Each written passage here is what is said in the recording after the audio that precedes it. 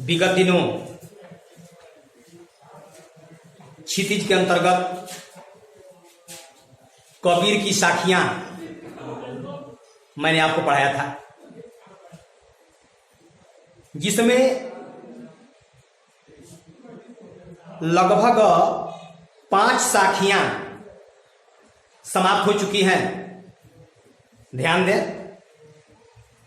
6वां पर मैं व्याख्या कर रहा हूं।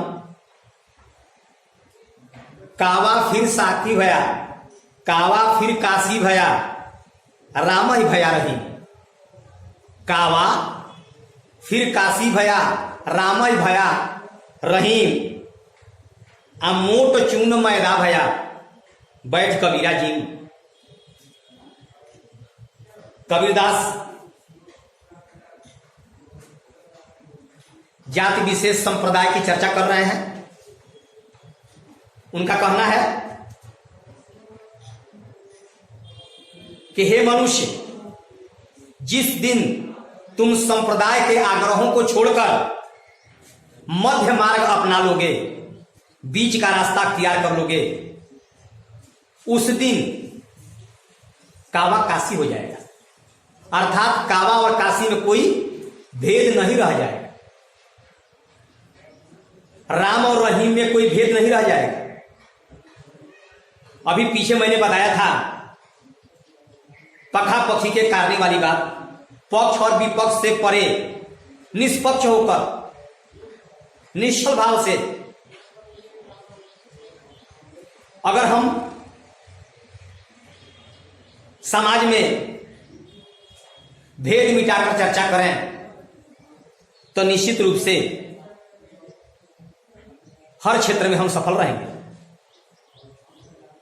यहां कबीरदास जी कह रहे हैं कि हे मनुष्य, जात संप्रदाय के आग्रहों से परे हटकर अगर हम मध्य मार्ग को अपनाते हैं तो कावा काशी बन जाएगा। अर्थात कावा और काशी में कोई भेद नहीं रह जाएगा, राम रहीम में कोई भेद नहीं रह जाएगा। संप्रदायों की रूढ़ियां, कुछ रूढ़ियां हैं, प्राचीन रूढ़ियां हैं। उन रूढ़ी की जंजीर को तोड़ना है, रूढ़िवादिता को तोड़ना है। पुरानी चीजें जो घिस पिट गई है, समाज आज उसे नहीं मान रहा है, उसका महत्व नहीं दे रहा है। समय के अनुरूप उसमें बदलाव होना चाहिए। तो संप्रदाय की जो रूढ़ियां हैं अब धीरे धीरे समाप्त हो रही हैं और मोट चून मैदा भया, बैठ कबीरा जी। यहां पर कबीरदास जी कह रहे हैं भेदों का मैदा, भेदों का मोटा आटा अभेद का मैदा बन गया है। देखिए, गेहूं से ही आटा, मैदा, सूजी सब कुछ बनता है, तरीके बदल जाते हैं। तो भेदों का मोटा आटा जो है, जिसमें भेद है, जब अभेद हो जाएगा उसमें तो वही मैदा बन जाएगा। कबीरदास जी कह रहे हैं कि हे मनुष्य, तू इस अभेद रूपी मैदे का भोजन कर, उसे ग्रहण कर, भेदों के चक्कर में बिल्कुल मत पड़ो। और जब ऐसा करोगे तो क्या होगा? सब कुछ तुम्हारे अनुरूप हो जाएगा। अर्थात स्थूल भेदों के चक्कर में मत पड़ो और राम रहीम में अंतर मत करो। कावा काशी में कोई अंतर नहीं, राम रहीम में कोई अंतर नहीं। संप्रदाय जाति भाव से परे उन पुरानी रूढ़ियों को तोड़ो, उन जंजीर को तोड़ो। अगली कड़ी में कबीरदास जी कह रहे हैं ऊंचे कुल का जन्मिया, ऊंचे कुल में जन्म ले लेने से इंसान मनुष्य ऊंचा नहीं हो जाता। वह तो अपने कर्तव्यों से, कर्मों से, भावों से, नम्रता से, चरित्र से आदि आदि उसके माध्यम से ऊंचा होता है। ऊंचे कुल का जन्मिया जो कर्मी ऊंच न हुए।